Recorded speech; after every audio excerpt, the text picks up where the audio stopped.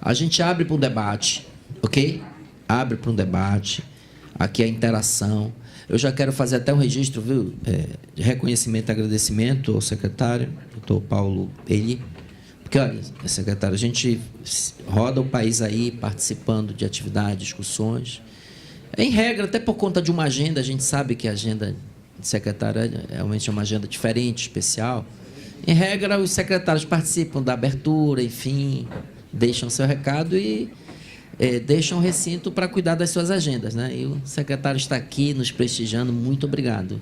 Isso valoriza muito o nosso evento. Viu, secretário? Obrigado pela sua permanência aqui, né? Isso mostra que o tema é relevante, o senhor valoriza essa discussão. Obrigado, viu, secretário? A CPF está em jogo.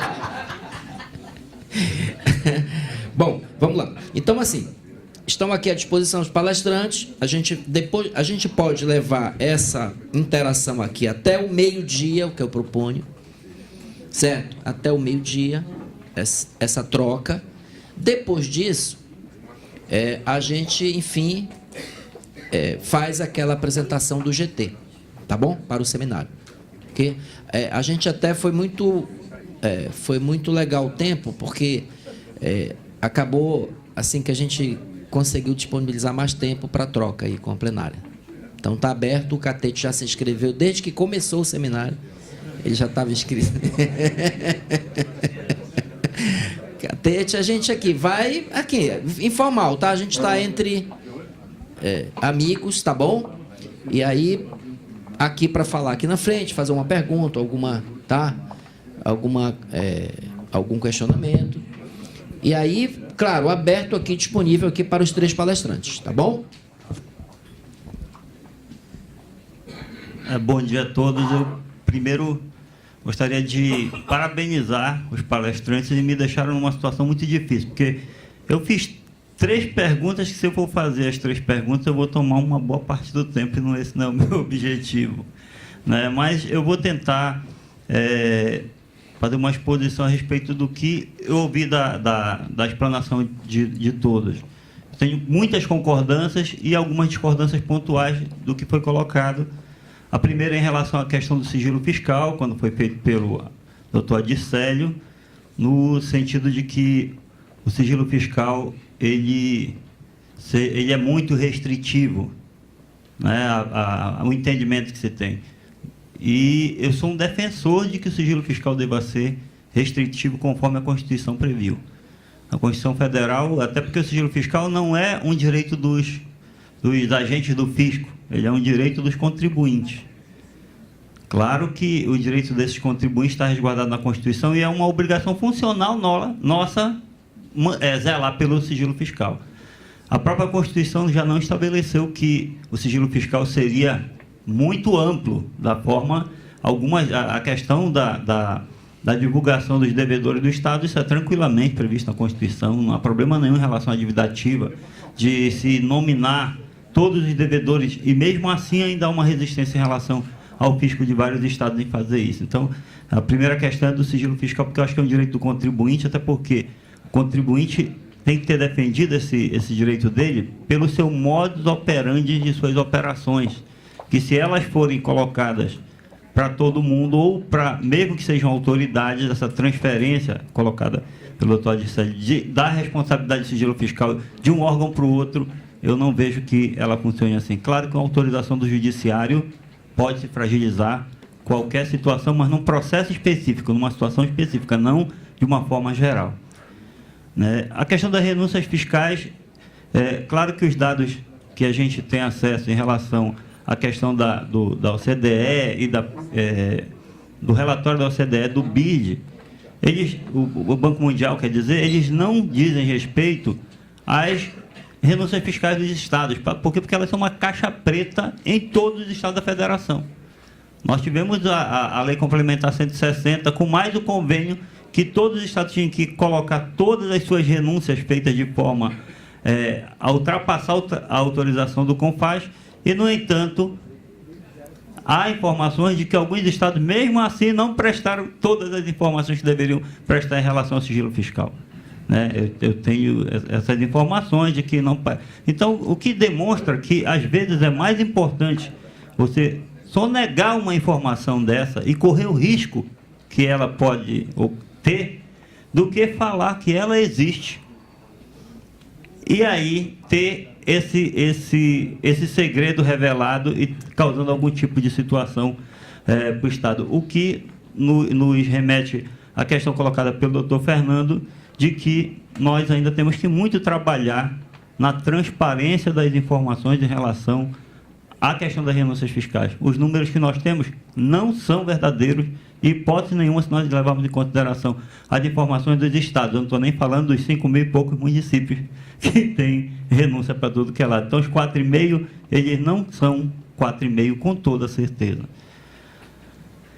Em relação à questão da colocação feita pelo Rafael, meu colega do Pará, inclusive o Pará fez a proposição da criação do grupo e a gente fica muito feliz. E o objetivo não era revelar o talento do Rafael, era trazer à baila essa discussão que é tão importante a todos nós, mas também teve essa condição de demonstrar um grande talento que a gente tem lá no estado do Pará, que muito nos orgulha, que é o vice-presidente do sindicato, o Rafael. E vocês terem uma ideia, numa colocação que nós fizemos na Assembleia Legislativa do Estado do Pará, do problema que a Lei Candir traz para todos os estados da federação, e bem específico lá em relação ao Estado do Pará, a gente sempre cita um exemplo seguinte: do lado lá tem a Vale do Rio Doce, que explora o minério lá no Estado do Pará. Se chegar uma determinada empresa e o cara quiser colocar uma indústria lá para fazer carro, e ele chegar com a Vale e disser assim: eu gostaria de comprar ferro de vocês, minério de ferro, para eu poder fazer a minha indústria aqui do lado. Essa indústria vai ter a seguinte resposta da Vale: eu vou ter que vender 17% mais caro esse minério para vocês, porque quando eu mando para fora do país eu não pago nada, mas quando eu vender para vocês que estão aqui do meu lado, eu tenho que tributar 17%.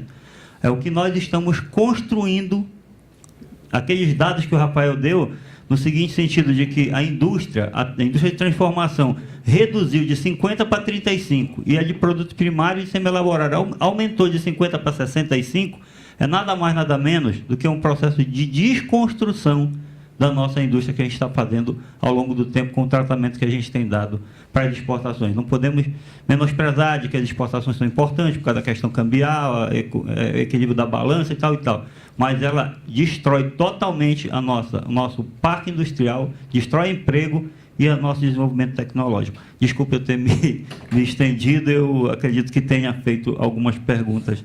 E queria agradecer e parabenizar a FENAFISC pelo evento e ao Sindifisco aqui em Santa Catarina e a todos. Obrigado.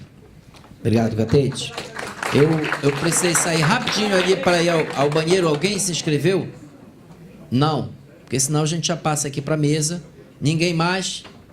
Não? Então a gente já passa para a mesa, que já responde as perguntas. Doutor Giovanni? Eu posso rebater ao invés de perguntar? Pode, aí depois a gente passa para a mesa em definitiva. Tá? Por favor, doutor Giovanni. É só rapidamente. Não, você pode vir aqui, por gentileza. Só com relação. Eu não me contenho, mas ficar em pé começa a ficar agoniado, então eu preciso falar um pouco. Isso mesmo. Bata na mesa. É só, na realidade, reforçar o argumento do conselheiro Adircélio com relação à questão do sigilo fiscal. Nós temos uma preocupação muito grande com relação à preservação do sigilo, é óbvio, mas nós temos uma acepção equivocada, e isso eu trago uma experiência que nós passamos ano passado, o ano inteiro discutindo no ambiente da ENCLA, da Estratégia Nacional de Combate à Corrupção e Lavagem, a questão de compartilhamento de informações. Se discutiu numa estratégia com mais de 30 órgãos, com Banco Central, CVM, bom, diversos órgãos federais, órgãos estaduais, acho que a Tricom, não lembro se estava nessa ação da ENCLA, e passado o ano inteiro discutindo, com quase tudo aprovado, na última reunião nós não conseguimos aprovar a iniciativa lá na ENCLA, porque a Receita Federal foi contra, também com esse argumento restritivo do sigilo fiscal. E a percepção que nós temos, a meu ver, é bastante equivocada hoje dessa sistemática, em especial quando se trata de renúncia fiscal. Então, nós damos uma supervaloração do que é o sigilo fiscal quando nós partimos da premissa de que é uma proteção absoluta constitucional. Para isso, não há, né, nós não temos dispositivo constitucional expresso com relação a sigilo fiscal, nós temos um dispositivo geral com relação à proteção a sigilo, que nos remete às legislações complementares de regulamentação, que são, apesar da previsão expressa do CTN, também superadas por outras legislações complementares, entre elas a do Ministério Público. Nós temos na legislação complementar do Ministério Público a previsão de compartilhamento e recepção dessas informações.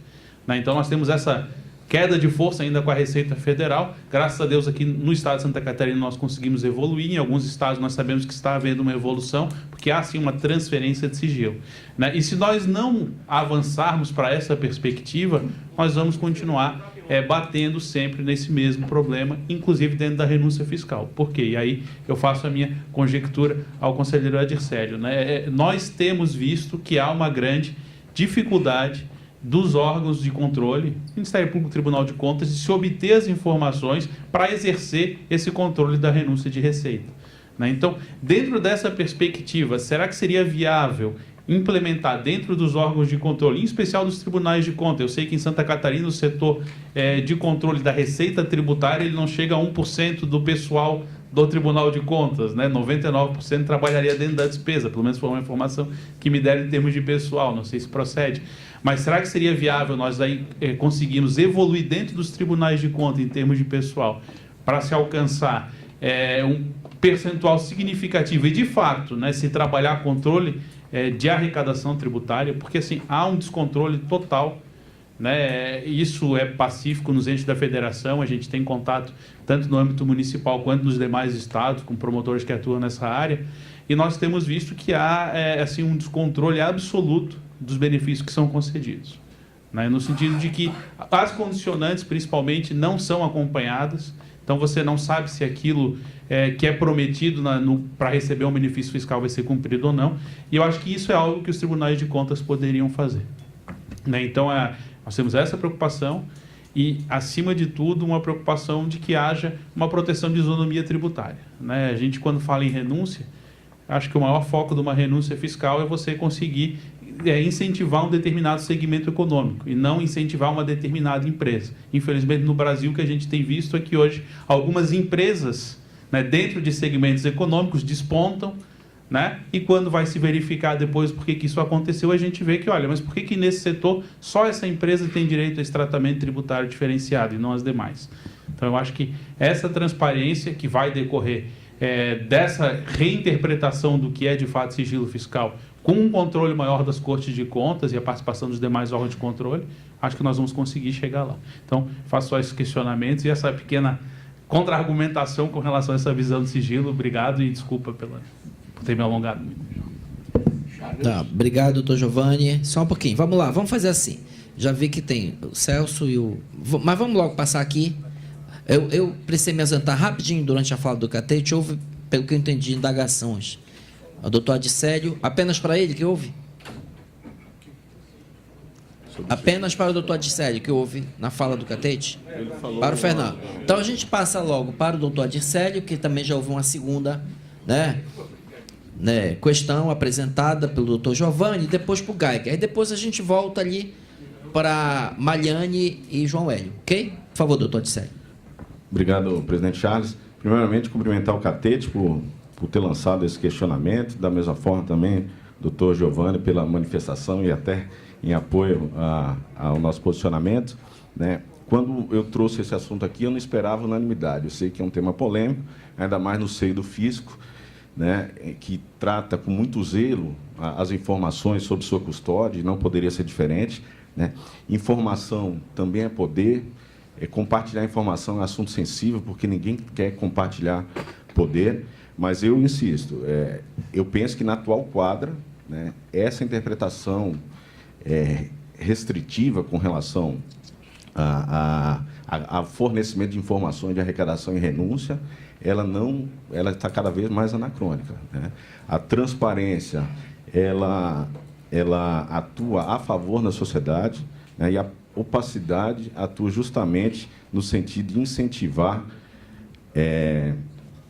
aquelas renúncias fiscais que a gente tanto critica e que movem a grande maioria no sentido de se opor a elas. Como eu disse, as renúncias fiscais, elas são instrumentos importantes de política, econômica e fiscal, e não devem ser demonizadas. Sobre a questão de opor ao Tribunal de Contas, eu vejo também como completamente descabido, né, um órgão que tem, dentre suas atribuições, a fiscalização das contas públicas, que envolve a Receita, e o fisco opor restrição de acesso à informação para um órgão desses, eu acho descabido. Se já vejo com certa restrição a oposição, o obstáculo de informar a sociedade, que dirá a um órgão de controle. Na minha visão, não precisaríamos nos socorrer do judiciário para ter esse tipo de informação. A gente vive num processo de hipertrofia do judiciário, né, onde me parece que ele, como instituição, ele vem assumindo cada vez mais um papel centralizador, né, e até, por certas vezes, assumindo o monoteísmo desse discurso, do debate, enfim, entre as instituições, e acho que ter que se socorrer do judiciário termina incentivando essa hipertrofia cada vez maior, né. Acho também que o sigilo fiscal ele atua contra o próprio fisco, né. Vocês vejam nessas operações de combate à corrupção, se fala em Ministério Público, se fala em Polícia Federal, e muitas vezes o fisco não é lembrado, quando a gente sabe, eu trabalhei na Receita Federal, que várias operações deflagradas pelo Ministério Público e Polícia Federal, com apoio do Judiciário, elas têm início justamente na fiscalização tributária. E a sociedade cobra isso. A sociedade fala, ué, cadê o fisco? Né? Onde é que estava o fisco quando esses grandes desvios ocorreram? O fisco é muito bom para cobrar a declaração de imposto de renda do cidadão de bem, mas não é para combater a corrupção. Então, essa interpretação que se fez de sigilo fiscal, ela depõe até contra a imagem do fisco. Outra questão que é interessante, que os grandes contribuintes, eles, por exemplo, muitos deles operam no mercado de capitais, na Bolsa de Valores, onde se cobra a maior transparência para o mercado, né? A cobrança de critérios de governança corporativa, né? Por parte do Ibovespa, da CVM, enfim, do mercado. E fica estranho você ter transparência total para o mercado e não ter para o fisco, ou para a sociedade, ou para os órgãos de controle, né? Sobre a questão colocada pelo Dr. Giovanni, eu acho que é uma tendência natural. Como eu coloquei na minha exposição, acho que os tribunais de contas e até os órgãos fazendários, durante muito tempo, negligenciaram um pouco essa questão da análise da renúncia fiscal. E, no caso dos tribunais de contas, focaram muito na fiscalização das despesas, né? Quando, na verdade, contas, como eu disse, envolve receitas e despesas, e esse cenário está começando a mudar. Essa alocação de pessoal nessa área de fiscalização da Receita, ela tende a crescer, né, como um movimento natural inerente a essa quebra de paradigma que já está ocorrendo. Então, basicamente, era esses esclarecimentos que eu teria pelo momento. Obrigado. Obrigado, doutor Adicélio. Por favor, Geiger. É mais sobre os 4,5 dele, né? Ele acha que é muito mais. Eu vou dizer uma coisa, eu até vou me fiar no secretário de novo. Como ele mesmo disse, primeiro, se é um termo, um conceito que ninguém sabe direito, pode ser 4,5, como pode ser 30, né? Dependendo de como for. Como eu acho que deve ter estados que superestimam, tem superestimativas em um caso, eu não acho que seja, e está meio dentro da realidade internacional, o tamanho da nossa carga, eu acho que está por aí. É crescente. Porque se você for ter uma visão mais restrita, vai cair um pouco mais. Se você tiver uma visão mais ampla, vai mais. Eu acho que também não adianta a gente dizer que é muito. Eu acho que a gente está dentro do padrão internacional. Foi o que eu quis mostrar. Está crescendo, estamos dentro do padrão. Em alguma medida, esse padrão segue o caminho de regimes simplificados, que foi uma das coisas que a gente fez, segue diminuição de custo da folha, que foi outra coisa que se fez. Ou seja, as exonerações nossas não são fora de um padrão internacional. A gente tem que parar de também tirar a nossa realidade do mundo. Duas coisas que eu sempre digo na aula de economia brasileira que eu dava. A inflação brasileira terminou em 94 e todas as hiperinflações latino-americanas terminaram na mesma época. Uma diferença de 3 anos para trás, 3 anos para lá. Todas porque o cenário internacional melhorou, começaram a dar dinheiro, os organismos internacionais melhoraram, o Banco Mundial... Então, o Fernando Henrique não fez nada demais. Lógico, tem as suas sabedorias, tem as suas coisas. E a outra coisa, nunca antes na história desse país a desigualdade caiu tanto e a pobreza caiu tanto. Em todos os países latino-americanos caiu abruptamente a desigualdade e a pobreza no mesmo período. Então, nós não fomos um ponto fora da curva no Plano Real, nós não fomos um ponto fora da curva no Bolsa Família. É isso, e nós não somos um ponto fora da curva nas renúncias fiscais. Podemos ser um ponto fora na curva no cipoal, na questão fiscal, que a gente está muito embaralhado mesmo. Nossa carga elevada. Mas, mesmo assim, se você for ver outros países, eles têm também algumas distorções, discutem as distorções. As nossas distorções estão muito grandes por causa daquilo. A gente não conseguiu ainda sair do nó federativo e do nó de financiamento das políticas sociais para mudar os impostos sobre a produção, transformar esse imposto sobre o consumo em valor agregado. Ponto. A gente tem que um pouco pensar mais na realidade mundial. A mesma coisa que ontem se falou no Supremo. Não é só o Lula que está sendo perseguido pela justiça. É o Lula, é o Trump, é o Sarkozy. O judiciário está entrando, não sei se tem membros aqui, na política, no mundo. Se a gente começar a ver as coisas de horizonte... Estou usando argumentos que podem até não... Mas podem até... Oh, Fernando, calma, menos. Mas eu acho que a gente tem que começar a sempre localizar a nossa realidade dentro do contexto geral, porque nós não somos um ponto fora da curva, não. Então, por isso que eu acho que os 4,5, 5... Os juros bancários também? A dívida pública já muda um pouco de figura. Muda um pouco de figura. Mas se você for ver, em termos de taxa real, se você for pegar, nós estamos andando para uma convergência já há um determinado tempo. É verdade que quando a Dilma botou em 2,5 em taxa real, esses dois, a maior taxa de juros real no Brasil foi em maio de 2013, 2,5%.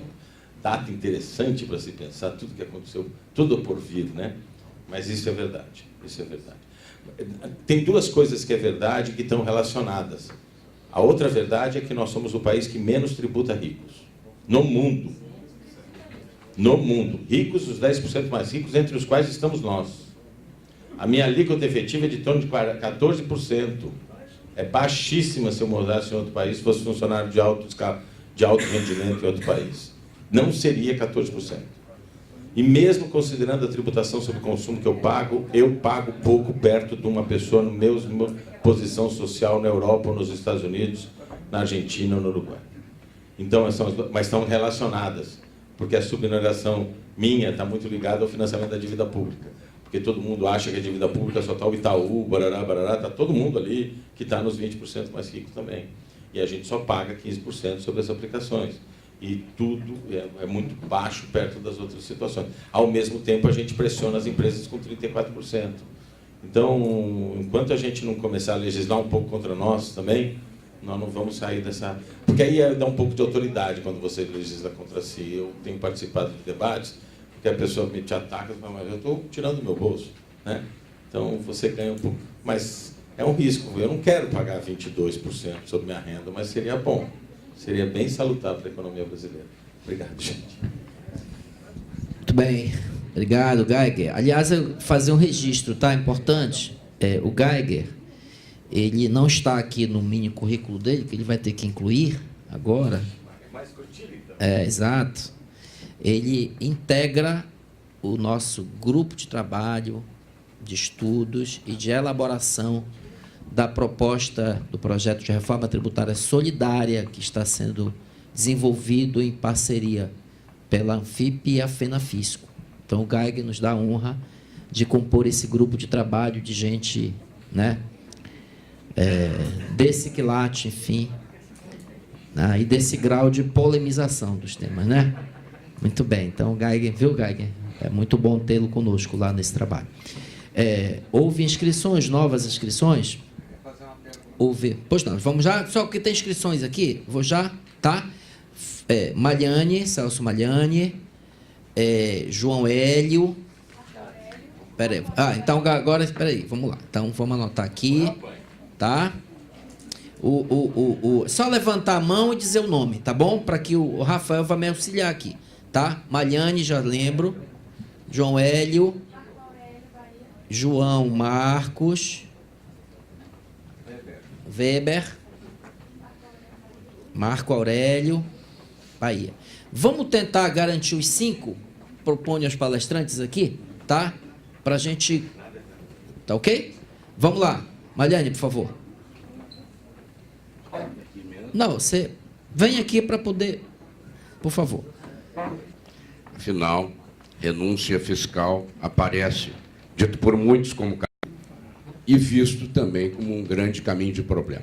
Esse caminho de problema pela concessão, não, talvez pela ausência do acompanhamento das contrapartidas esperadas e pela transparência necessária na concessão, nos critérios de concessão e na avaliação de contrapartidas. Especialmente daí pelo conhecimento da sociedade de quem recebe, quanto recebe e pelas contrapartidas. É o que se quer. Então, eu encaminho como pergunta para a mesa, e acho que vou concentrar um pouco no Charles isso, por que nós não trabalhamos um pouco no sentido de botar seminário de renúncia fiscal, pela aprovação imediata do PLP 280 de 2016, que é uma das prioridades do nosso planejamento estratégico, trabalhar junto à Câmara Federal para que o PLP 280 de 2016 seja votado, né, e aprovado, para que a sociedade brasileira, então, em todos os seus estados, tenha acesso aos detalhes de informação da renúncia fiscal. Hoje ele está aguardando designação de relator na Comissão de Finanças e ele trata de alteração no CTN, na Lei 5.172, de 25 de outubro de 1966, que dispõe sobre o Sistema Tributário Nacional e institui normas gerais de direito tributário. Permite a divulgação de informações sobre o incentivo ou benefício de natureza tributária cujo beneficiário seja pessoa jurídica. Resumindo, ele insere lá nas exceções do artigo 198, no parágrafo 3º, ele insere o inciso 4º. O foco dele está no inciso 4º. Incentivo ou benefício de natureza tributária cujo beneficiário seja pessoa jurídica. Ele inclui, entre as exceções do sigilo fiscal, né, o beneficiário de incentivos de natureza tributária.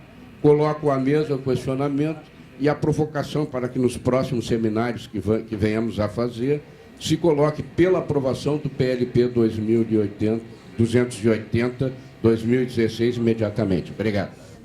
Obrigado, Celso. Maliani, que é presidente do Sindifisco Rio Grande do Sul, pelo sotaque vocês perceberam, ele é gaúcho, e também é diretor de aposentados da FENAFISCO. João Hélio, que preside o nosso sindicato do Fisco, doutor Paulo, de Pernambuco, e é também professor. Pois não, João Hélio? Bom dia ainda a todos, parabenizando a FENAFISCO pela excelente iniciativa. Eu gostaria de colocar duas questões, que na realidade não são perguntas, mas são duas observações. Primeiro, a necessidade que eu vejo que o artigo 198 do nosso Código Tributário Nacional seja reformulado, tornando-se muito mais explícito e até minudente mesmo as situações em que possa haver e como ocorrer essa troca de informações interinstitucional. Por quê? O que é que acontece hoje?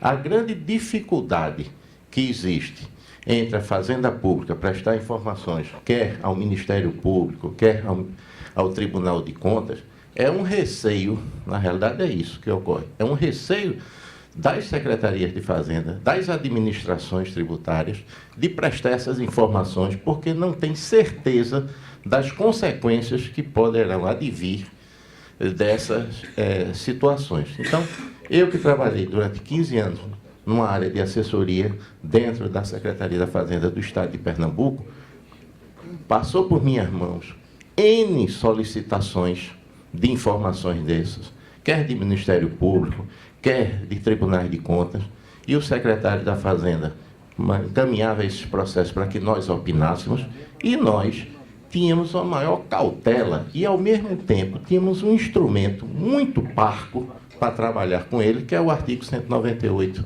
do CTN.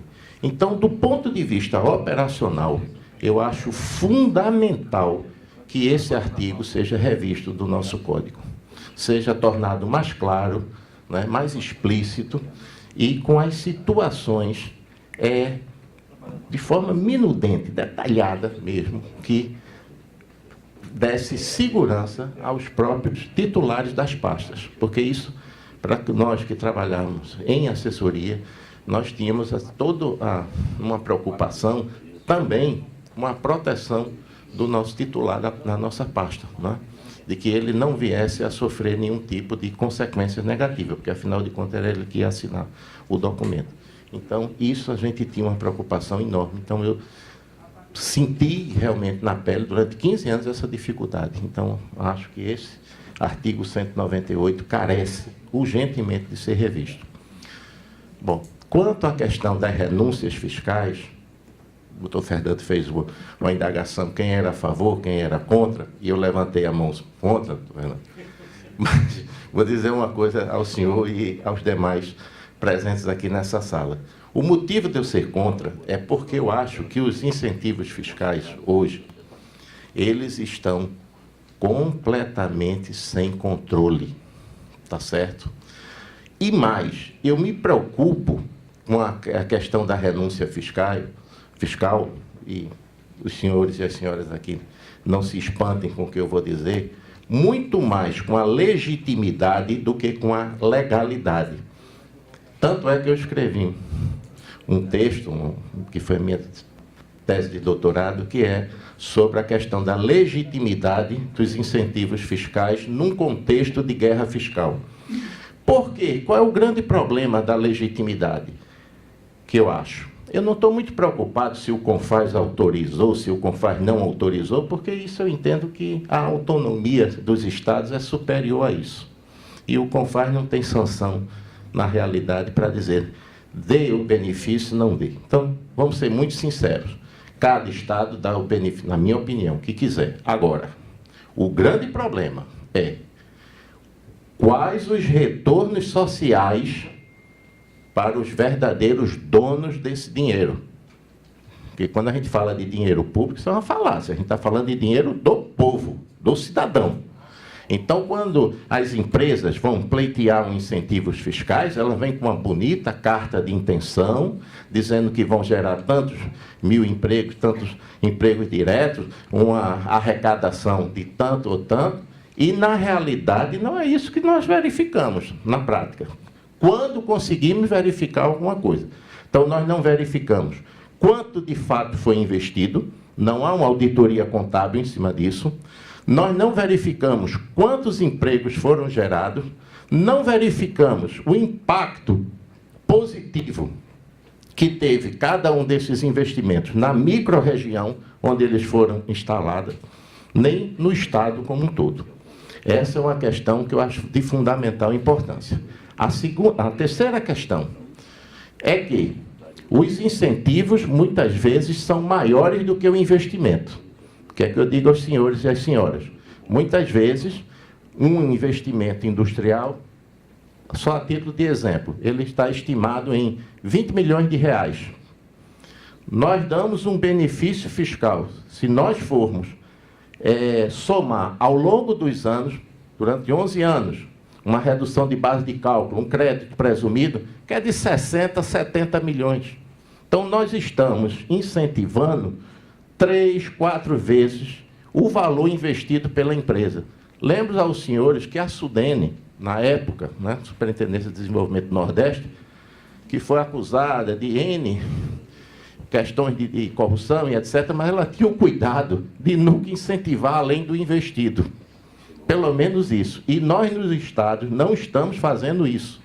Nós estamos dando incentivos que são superiores, várias vezes, ao que a empresa, de fato, investe. Então, colega, muito obrigado e desculpe qualquer coisa. Obrigado, João. Muito obrigado. Na sequência, o João Marcos, foi isso? Depois do João Marcos, João Marcos, depois o Weber e Marco Aurélio. Para fechar, a gente volta para a mesa para responder e fazer já as suas considerações finais, ok? João, por favor. Bom, eu queria começar tratando a questão do sigilo fiscal, né? Eu me filio àqueles que acham que tem que mudar o pensamento de como está o sigilo fiscal. Para isso, nós temos que pensar por que foi criada a figura do sigilo fiscal.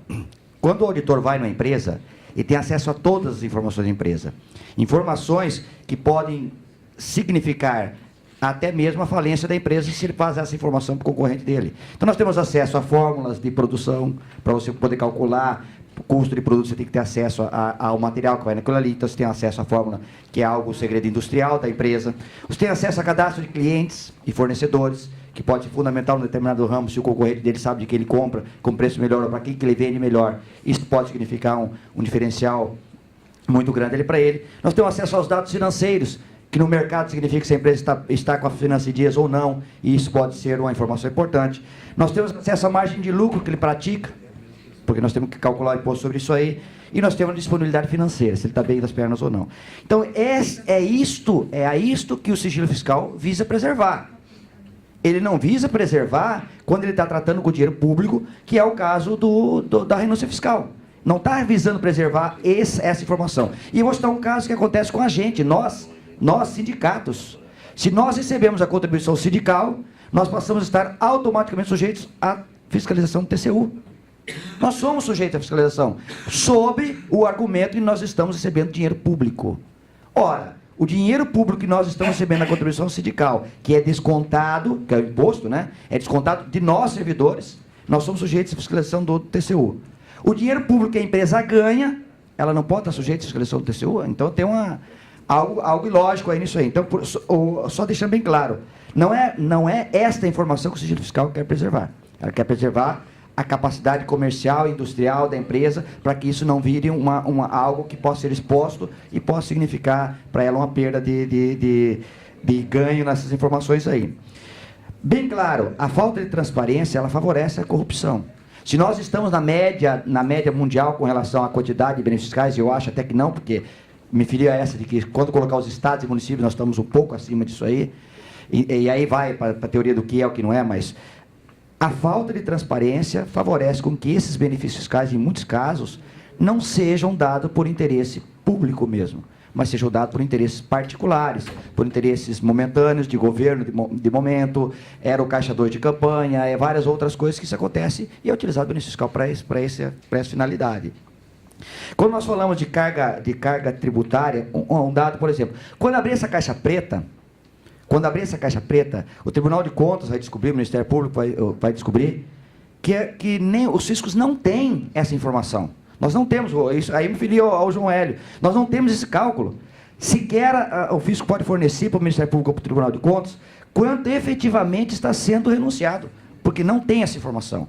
Essa informação não consegue. Teria que acompanhar a empresa após o benefício ter sido implantado, ter os dados econômicos dela agora, os depois, para ter outras informações. E nós não temos. Então, talvez a maior restrição dos estados e abrir a caixa preta, que vai ficar claro que nem os estados têm controle sobre isso. Não temos e não vejo um ambiente para ter num curto prazo. Só para um exemplo, o empresário, quando ele vai para a imprensa e diz: nós temos uma alta carga tributária, pagamos muito tributo, pagamos 18% de ICMS, que absurdo, né? Só que ele não conta que ele tem um benefício fiscal, que na verdade a alíquota efetiva dele é, como é no caso dos automóveis do Paraná, de 2,7%. Ele paga efetivamente 2,7%. Mas quando ele vai dizer a carga tributária para poder falar, ele fala que eu pago 12% de ICMS. Eu não pago 2,7%. Na verdade, e sem contar isso, que a carga tributária quem paga somos nós, principalmente no consumo, somos nós consumidores, não é empresário, ele repassa. Ele coloca no custo e ele repassa para o governo. Quem são efetivamente os pagadores somos nós. Então, nós estamos falando da transparência do nosso dinheiro. E neste caso aqui não é nem do que ele arrecada, é apenas aquilo que ele ganha de benefício que ele deixa de pagar. Que ele deixou de pagar, ele ganhou um benefício de um dinheiro que deveria reverter para a população e que ele precisa. Assim como o sindicato tem que ter a fiscalização do Tribunal de Contas, eu acredito que a empresa, no tocante à renúncia fiscal, isso tem que ser claramente dito que ele está sujeito, porque é um dinheiro público, que o Estado está abrindo mão do dinheiro que é da população que está aplicando para uma empresa. Obrigado, João. João Marcos é do Fisco do Estado do Paraná e atualmente preside o Conselho Fiscal da FENAFISCO, tá? Vamos lá. Rafael, somente. Não, já passa o bloco todo antes. O Weber, companheiro nosso aqui do Fisco Santa Catarina. É mais por causa, só o microfone, mais por causa da gravação, tá bom, Weber? Tá bom, amigo? Obrigado. Eu queria fazer uma pergunta ao Fernando. que, quando ele estava explanando, fazendo a explanação dele, nós falamos sobre a nota fiscal com o CPF, né? E eu sempre eu converso muito com os colegas do Distrito Federal, que tem São Paulo, né? E Santa Catarina não tem. Então, eu só assim, eu gostaria de saber o que é essa... Por que ele até falou, oh, ainda bem que Santa Catarina não tem, né? Essa é a minha pergunta, viu, Fernando? Que eu queria que você pudesse falar 1 ou 2 minutos sobre essa questão. Te agradeço. Muito obrigado. Por que ele comemorou o fato de não ter em Santa Catarina? Essa é a pergunta, né, Weber?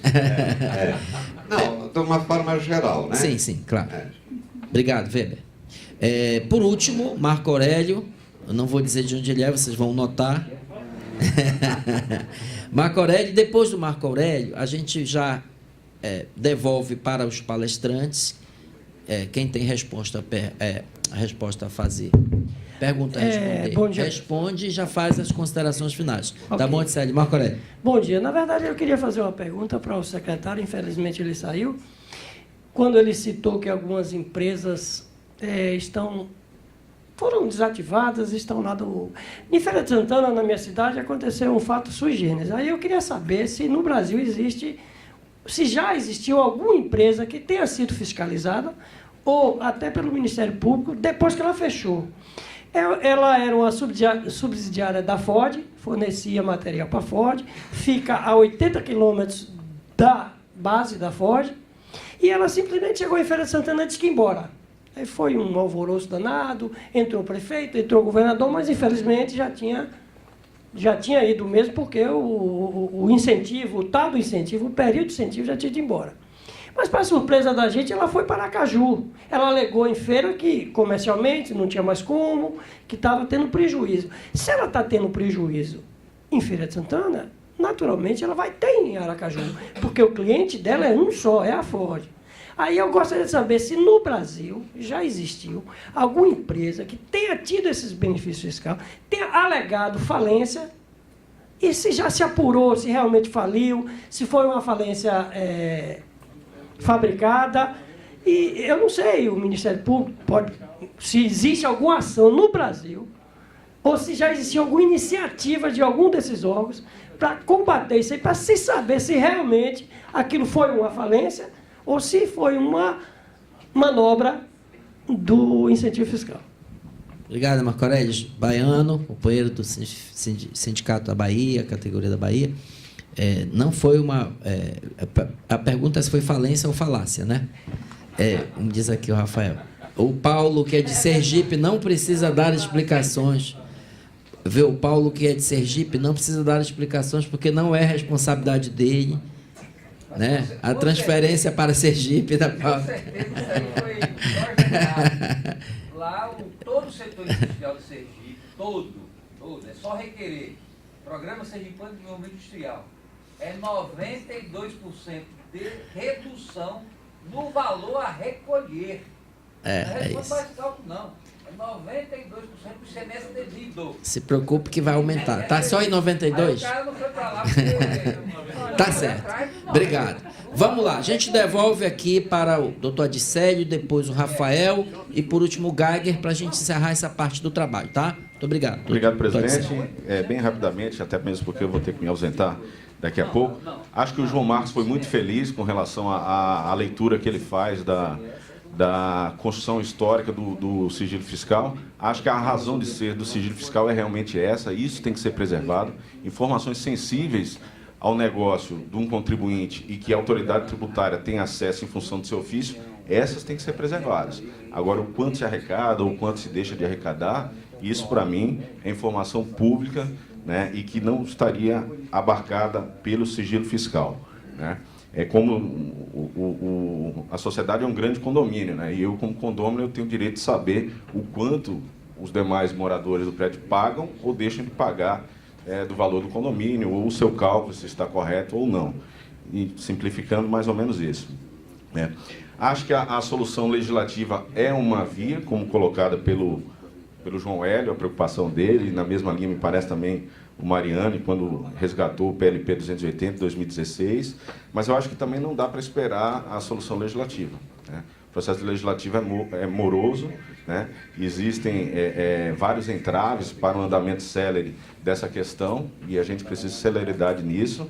E eu acho que os operadores do direito, os atores, como Tribunal de Contas, Ministério Público, Judiciário, o próprio Fisco, né? Eles têm o dever de provocar esse debate e de repensar essa interpretação que é feita sobre o sigilo fiscal, né? E eu tenho esperança que, num futuro próximo, a gente olhe para esse instituto, tal como colocado, mais ou menos como a gente olha hoje para o sigilo bancário, que até bem pouco tempo atrás era oponível ao fisco. O fisco, o Catete, né? Até bem pouco tempo atrás tinha que se socorrer do judiciário para ter acesso a informações bancárias, né? Naquela linha de que você sustentou de repente socorrer ao judiciário, né? E isso aí foi, né, houve uma mudança, né, de interpretação disso e até legislativa, né? E que era um absurdo, né, opor o sigilo bancário ao fisco. E tínhamos outras jabuticabas brasileiras, né? Na época da Receita Federal, né, nós tínhamos acesso às informações bancárias, né, em função da CPMF, mas havia um dispositivo legal que vedava o uso daquelas informações pela própria Receita Federal para fins de fiscalização dos outros tributos. Uma situação completamente absurda, né? E que, depois de veiculada a CPMF, enfim, à época o secretário da Receita Federal, Everardo Maciel, lá de Pernambuco, ele com maestria, ele conseguiu mobilizar a opinião pública, aproveitando um cenário até de necessidade de aumento da arrecadação e combate à sonegação, e colocou aquele absurdo, né, que a Receita sabia que boa parte das maiores movimentações de CPMF e financeiras eram de contribuintes que eram declarados isentos ou sem movimentação financeira. E aquele dispositivo terminou legislativamente caindo por terra. Então, eram essas breves considerações. Eu vou ter que me ausentar, mas agradeço mais uma vez o convite, parabenizando ao FENAFisco, ao Sindifisco, enfim, ao Fisco brasileiro como um todo, por estar provocando esse debate. Obrigado. Muito obrigado, doutor Adircélio de Moraes Ferreira Júnior, vice-presidente do TCE de Santa Catarina, pela excelente contribuição, a reflexão que nos trouxe aqui sobre tema que nos é tão caro. Pergunto ao doutor Adircélio se ele consegue ficar até a fala dos próximos 12 ou precisa sair neste momento. Aguarda, tá, porque a gente depois tem um mimo aqui para entregar, tá, para os palestrantes. Rafael Camera. Obrigado. Sobre essa questão do sigilo fiscal, eu queria manifestar assim, a concordância com a questão trazida pelo João Hélio, que eu acho que realmente a gente tem, além da questão do sigilo esculpido lá no CTN, a gente tem a questão funcional que a gente tem que respeitar e a gente não sabe, né, porque está escrito de forma genérica no próprio Código Tributário. E trago concordância também ao que o João Marcos trouxe a respeito da questão da necessidade de respeito à privacidade do empresário. Sobre a questão da constitucionalidade ou não, assim, eu tive um estudo faz tempo, assim, não estou lembrando com muitos detalhes, porque quando você adentra na privacidade do contribuinte, você está interferindo num direito e garantia fundamental dele. Então, assim, a Constituição, ela é expressa, não se expressa não, a doutrina diz que há limites para você diminuir esses direitos. Então, o que houve? A lei complementar veio, trouxe essa limitação expressamente para o fisco. E há esse questionamento também do Ministério Público. Um estudo recente que a gente teve lá, eu não lembro o motivo, mas foi declarada inconstitucional essa questão do Ministério Público ter acesso, que deveria, de fato, recorrer ao Judiciário, porque se você está infringindo um direito e garantia fundamental, que é a marca da nossa Constituição Cidadã, de 88, que é o respeito à pessoa, ao cidadão em si, né? Então, deveria ter uma limitação nessa questão da sua infringência. No mais, assim, eu agradeço a participação, o convite, o evento, e espero que a gente possa discutir bastante aqui, a gente está aberto, e sucesso aqui para a nossa reforma tributária solidária. Muito obrigado. Só um pouquinho, obrigado. Rafael Carlos Camera, vice-presidente do Sindifisco Pará. Muito obrigado, Rafael. Fernando Geiger. Eu vou começar pelo meu amigo. Por que eu sou contra? Porque ela é regressiva, ela beneficia mais ricos do que pobres. Porque você vai lá, declara teu CPF e aí você tem um crédito para você descontar de imposto do IPVA e do IPTU. Evidentemente, quem tem imposto de IPVA e quem tem IPTU é quem tem mais. Quem está mais informado, onde está mais a formalidade é nos bairros mais onde moram os ricos. Eu sou estatístico e não gosto de trabalhar com uma observação. N igual a 1 é normalmente enviesado, né? Mas aí, no caso, eu vou usar o N igual a 1. Eu, no supermercado em Brasília, entrei no supermercado e a moça da frente era bem simples, uma senhora, não morava ali. E ela falou, CPF? Ela falou, Deus quisesse. Aí eu falei, eu agora descobri que essa política é regressiva. O gozado disso é que ela surgiu como uma medida que o Conselho de Desenvolvimento Econômico e Social criou o Observatório de Equidade. Estava se discutindo há muito a ideia da transparência, né? Quanto que eu pago de imposto, de ICMS, né? Tem que ter essa transparência. E foi uma regra da transparência e uma das formas foi capturado por essa política de benefício para a tributação direta.